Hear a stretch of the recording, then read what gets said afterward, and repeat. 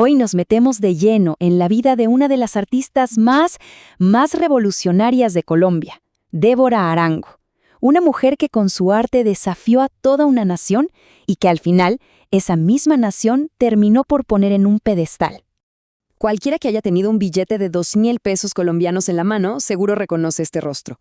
Es Débora Arango, inmortalizada en 2016 como un ícono nacional, o sea, un símbolo de la cultura y el arte del país.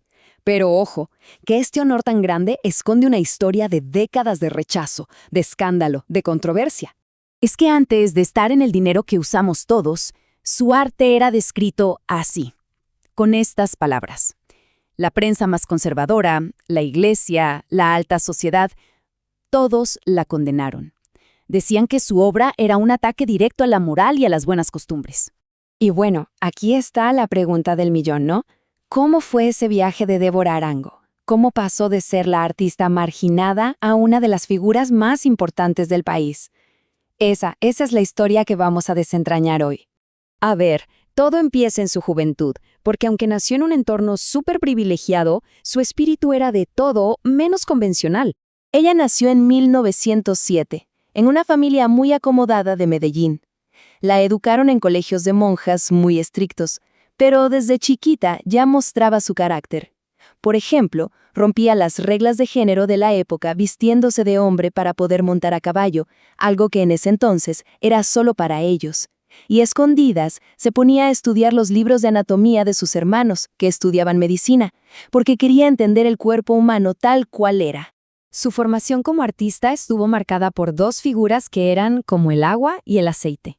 Primero, Eladio Vélez, un maestro muy académico que le dio una técnica impecable, pero que, la verdad, la aburría con su rigidez.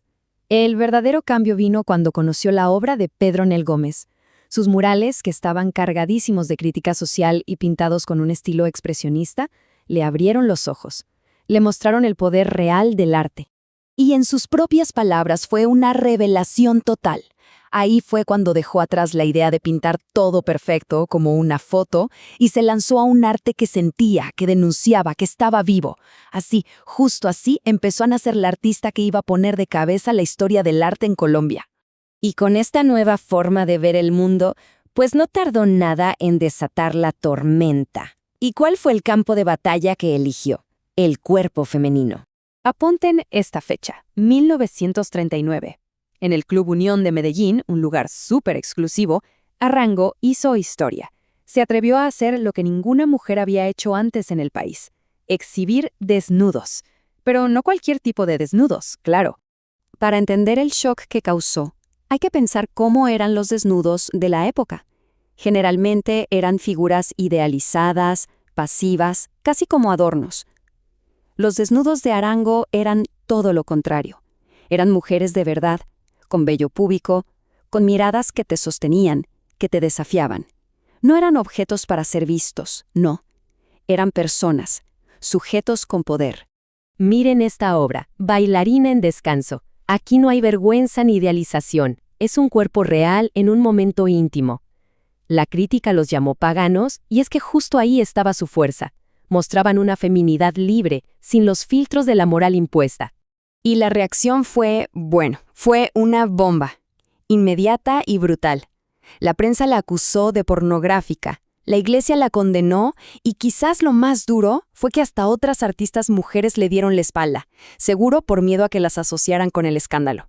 Pero ella se mantuvo firme, ¿eh? Su defensa era toda una declaración de principios sobre la libertad del arte. Para ella, el arte estaba en otra dimensión, muy lejos de los códigos morales de la sociedad. Era simplemente una búsqueda de la verdad.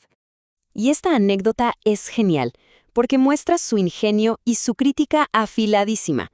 Con esa respuesta, no solo se defendió, sino que dejó en evidencia la hipocresía de la misma gente que la atacaba. Básicamente les dijo: la realidad que yo pinto es la misma que ustedes viven a escondidas. ¡Tremendo! Pero la valentía de Arango no se quedó solo en romper tabúes sexuales. Su pincel, que ya estaba bien afilado, pronto apuntó a una herida mucho más profunda, al corazón político de una Colombia que se estaba desangrando. Y para hacer esto, usó una herramienta artística potentísima: el zoomorfismo, o sea, Convertía a los políticos y militares en animales grotescos, sapos, buitres, bestias, lo que fuera para desnudar su verdadera naturaleza, su corrupción. Sus pinturas de esa época son una crónica brutal del periodo de la violencia. En La salida de Laureano, por ejemplo, el presidente conservador no es un hombre, es un sapo asqueroso, inflado de poder que es cargado por buitres. La junta militar que lo reemplazó la pintó como 5 bestias negras, voraces, envueltas en la bandera de Colombia, como si se estuvieran comiendo a la nación. Y su obra, El tren de la muerte, es un grito silencioso. Es el horror de los prisioneros políticos, una imagen que, por desgracia, sigue teniendo eco en la historia del país. Claro, tanta audacia tuvo un precio.